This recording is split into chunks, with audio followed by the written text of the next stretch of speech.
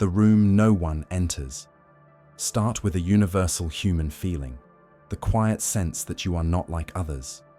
Define the intuitive introvert as someone who lives not just in solitude, but in symbols, dreams, premonitions. Introduce Carl Jung's ominous warning. The introverted intuitive type can become a victim of his own images. Use archaic real-life example, e.g., Virginia Woolf or someone like K. Redfield Jameson to frame the theme. Set the tone for the psychological descent to come, the curse of seeing too much. Explain what Jung meant by introverted intuition, a personality type that perceives beneath the surface, unconsciously. Explore the gift and curse of this type, clairvoyance, but also alienation. Quote from Jung's Psychological Types. Give a tragic real-life example. A visionary who was consumed by the weight of their inner knowing, G. Philip K. Dick. Argue that intuitive introverts often feel like ghosts in the world of the living. The mirror that devours dive into Jung's idea that intuition without grounding leads to self-destruction. Explain the danger of mistaking symbolic inner images for reality. Use a quote from Jung's Memories, Dreams, Reflections. Use a real-life example, someone who lost their grip on reality by trusting inner visions over real life. E.g., artists or prophets who went mad. Show how intuitive introverts often avoid relationships, fearing they will disturb their symbolic world. The Eternal Outsider. Discuss the loneliness of intuitive introverts, how Jung says they cannot find value in the external world and are often misunderstood. Real-life example, Emily Dickinson, or someone who withdrew completely. Discuss depression, dissociation, and the dangers of extreme individuation. Pull a quote from the Red Book. Redemption or madness? Final validation using modern psychological science. Link Jungian typology to neuroscience, cognitive psychology, and personality research, e.g., MBTI and Big Five. Discuss how intuitive introverts are at high risk for depression, schizophrenia spectrum traits, and suicide. Close with a redemptive note. How the intuitive introvert can survive by grounding, creating, connecting. End with a final Jung quote. One does not become enlightened by imagining figures of light, but by making the darkness conscious.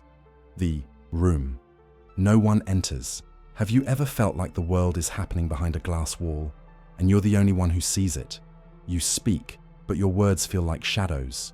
You walk into rooms, but your presence disappears. It's not shyness. It's not social anxiety. It's something deeper, something stranger. Something Carl Jung tried to warn us about.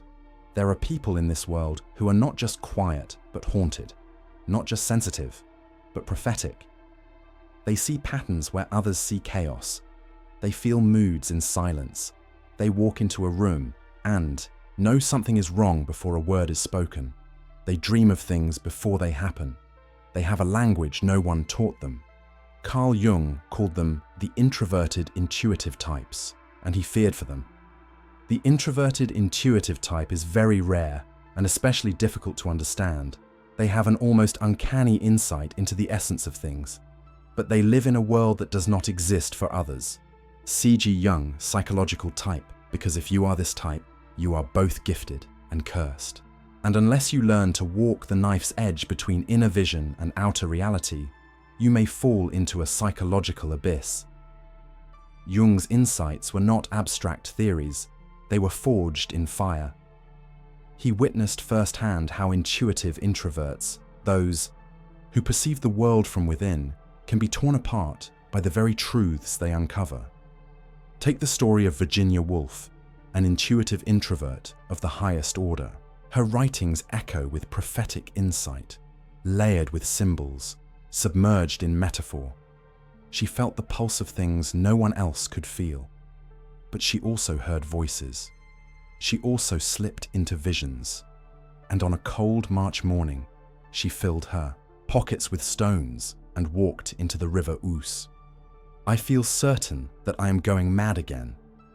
I feel we can't go through another of those terrible times. Virginia Woolf's final letter. She was one of Jung's types. So was Carl Jung.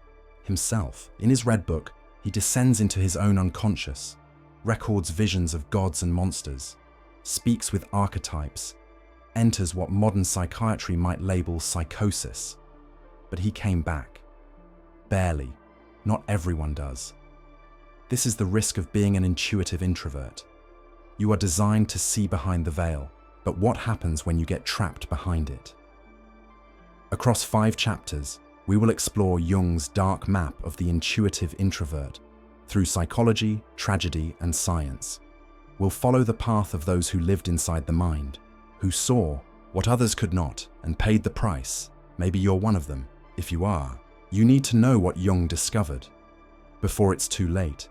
There are people who stop talking mid-sentence, not because they've lost their words, but because they've sensed something shift in the atmosphere.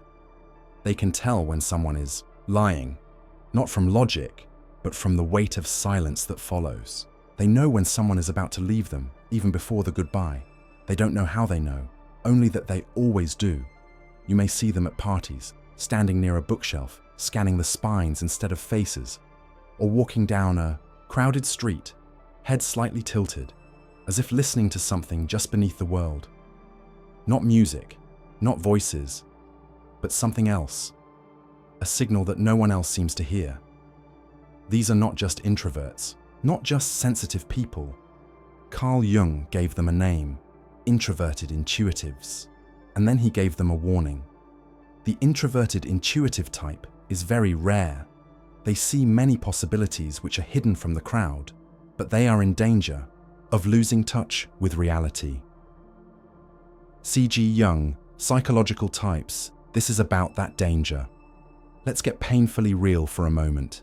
How many brilliant students stop speaking in class, not because they don't know the answer, but because they see too far past the question? How many lonely 20-somethings stare at a group of laughing co-workers, feeling like they're watching a play, not living a life?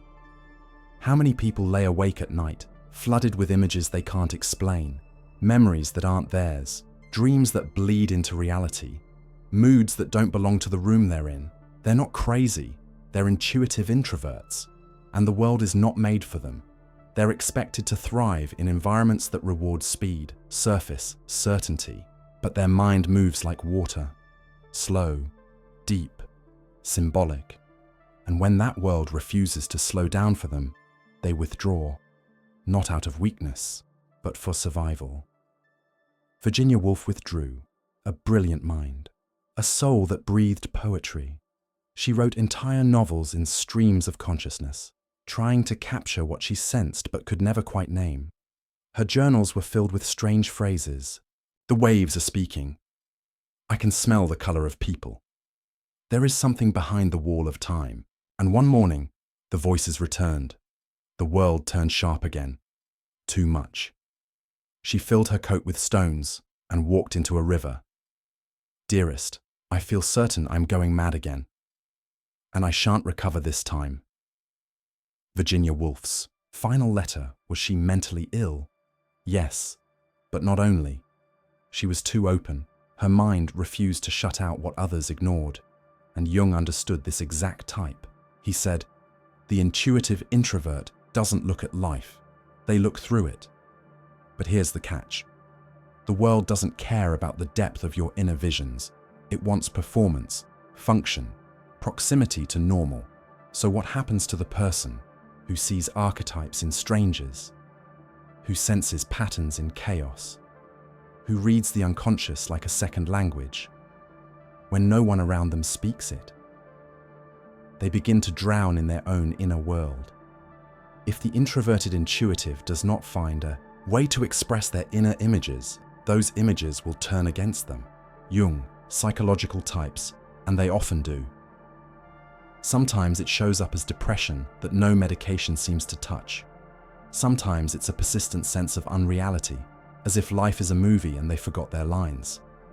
Other times it's a breakdown, labeled bipolar, schizophrenic, dissociative, and sometimes, yes, that's accurate. But other times, it's something deeper. a person who has seen too much without any way to bring it back.